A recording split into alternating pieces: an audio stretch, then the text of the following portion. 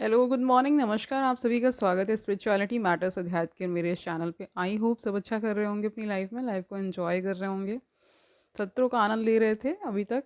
आजकल हम कुछ नए मुद्दों पर डिस्कस कर रहे हैं। लास्ट मैंने यूजीसी पर वीडियो बनाया था, उसी के कंटिन्यूएशन में देखिए आज हम आ गए हैं।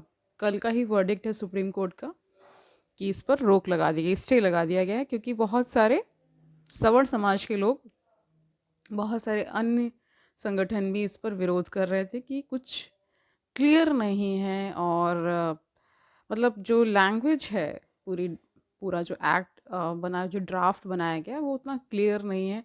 काफ़ी हद तक वो अ, बहुत ही असमंजस की स्थिति पैदा करता है। लोगों के अंदर बहुत ज़्यादा संशय है। लोग नहीं समझ पा रहे हैं कि कैसे क्या किया जाना चाहिए, या वो इसको डायरेक्ट अटैक समझ रहे हैं। इस तरह से ही हो रहा है। तो यही देखा जा रहा था कि काफ़ी हद तक सिचुएशंस अंडर कंट्रोल नहीं हो पा रही थी। लोग बहुत ज़्यादा विरोध कर रहे थे।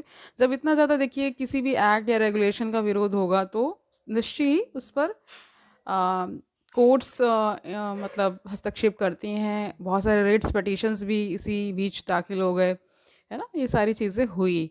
तो यही कारण है कि हम जब अपने आसपास देख रहे होते हैं कि अ, इस तरह का विरोध होता है तो चेंजेस आते हैं। और लोग बहुत, फिर उसके बाद जब स्टे हो गया तो लोगों ने बहुत खुशियाँ मनाई। और जो इस तरफ का समाज है, यानी जो ओबीसी एससी एसटी है, वो इस पर विरोध कर रहा था कि स्टे नहीं लगना चाहिए। लेकिन स्वागत है, जो भी कानून आता है बेसिकली वो आता तो अच्छे के लिए ही हो, लेकिन बनाया भी विद गुड इंटेंशन जाता है।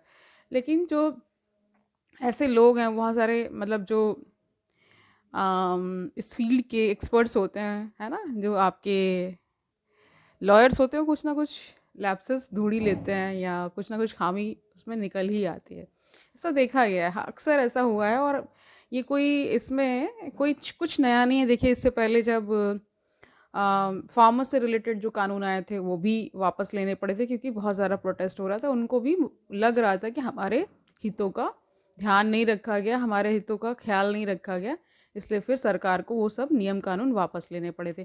कल जब ये वर्डिक्ट आया कि, और फिर अगली सुनवाई देखिए मार्च में है, आई गेस 19 मार्च को ही है। तो तब क्या होता है ये देखा जाए। तब तक के लिए सरकार को समय दिया गया है कि आप इस पर विचार विमर्श कर लीजिए, कुछ ऐसा लेकर के आइए जिसमें कि सब समुदाय संतुष्ट हो पाए, यानी हर जाति हर वर्ग संतुष्ट रह पाए।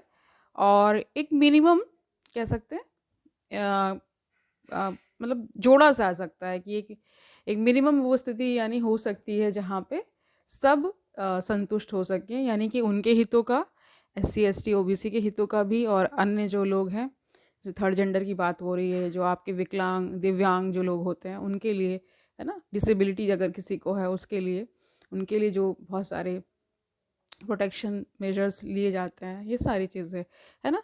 तो देखते रहिए क्या होता है आसपास अपने एक एक कहते हैं ना कि एक खुली आंख से देखते रहिए कि जीवन में और इसी संसार में क्या क्या नया हो रहा है, क्या क्या आपके हित का हो रहा है, या कई बार आपके हित का नहीं भी हो रहा है। तो ये सब नज़र रखनी चाहिए।